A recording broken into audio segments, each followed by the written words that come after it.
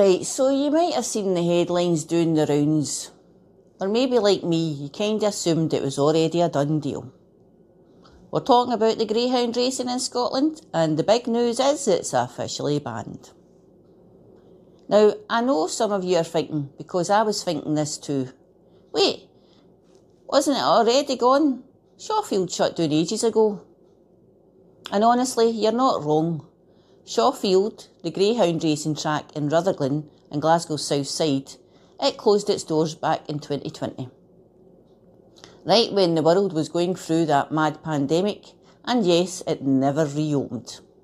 So for most of us, that was pretty much the end of Greyhound racing as we knew it here in Scotland, and it was the last licensed track.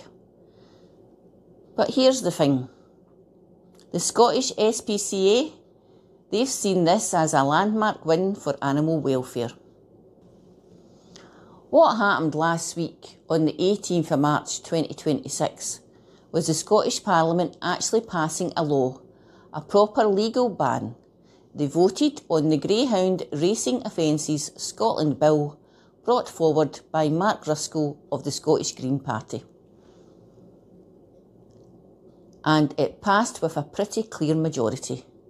So what does that mean?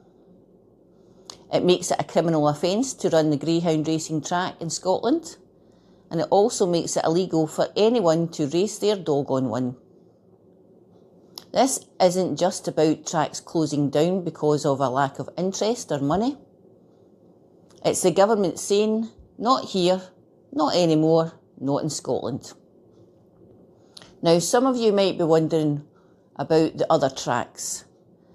There was actually a smaller independent track called Thornton Stadium in Fife, and that one kept going on for a bit, but it officially closed its doors early last year in 2025. So even before this new law, the sport was pretty much on its last legs here. But this bill, it slams the door for good. No new tracks and no old ones magically reopening. But why now? Why did it take a formal ban when the tracks were already closing down?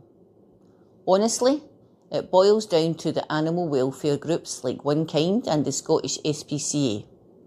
They've been pushing for this for ages, highlighting concerns about the injuries, overbreeding and how the dogs were treated.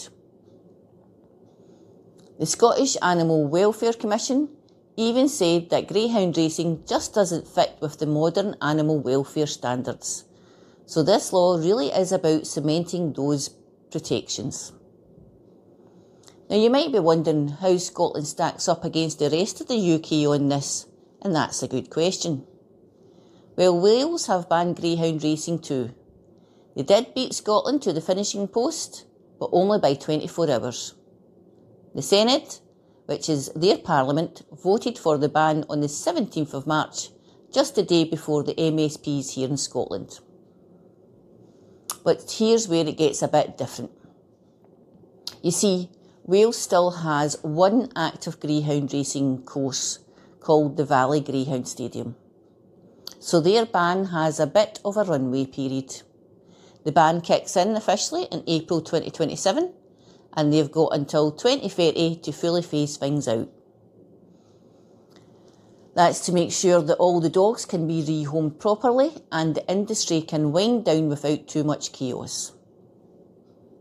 So here in Scotland, because our last track Thornton closed its doors early last year, the ban is more or less about making the sport never come back. It's an immediate criminalisation. Once it gets royal assent, because there's nothing left to wind down. It's a clear statement rather than a managed exit. But what about England? They've still got the main hub for greyhound racing. With about 20 licensed tracks, animal welfare groups are pushing hard for the ban there too. But the English government has been a bit more restrained.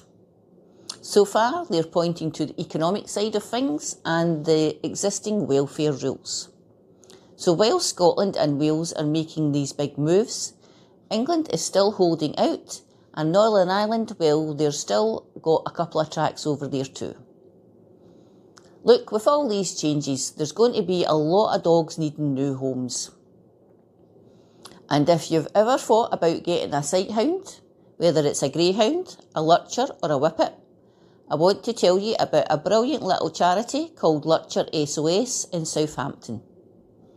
They're a small independent rescue that does incredible work. They don't get any government grants or massive funding.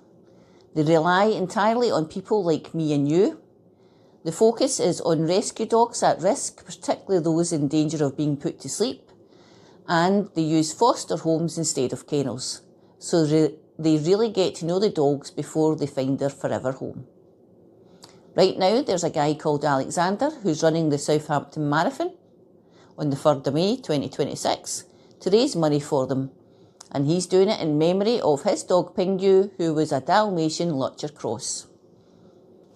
So if you want to help out, you can sponsor his run or just donate directly to the Lurcher SOS. Every little bit helps this little charity keep running. I'll put the link in the description below. So yeah, if you're feeling a bit confused about Shawfield, this new law is a big deal because it makes greyhound racing officially banned nationwide. And for good. It's a clear statement from Scotland about what we stand for in animal welfare. But what do you reckon? Did you think it was already banned like me? Or would you ever consider rescuing a sight hound or a greyhound? Let me know in the comments below. And if you're thinking about getting a greyhound or rescuing one to give it a new home, or you're needing help training one, I know a specialist greyhound trainer, so if I can't help you, I'm sure she can. Just get in touch with me and I'll pass your details over to her for some expert advice. I've never actually owned a greyhound, but I've known a few owners with ex-racers and they're wonderful companion dogs with fur like velvet. They've got lots of love to give and they always like to curry up on the couch for a cuddle. So if you found this video helpful, don't forget to like and subscribe if you haven't already done so, and I'll catch you in the next one. Cheerio!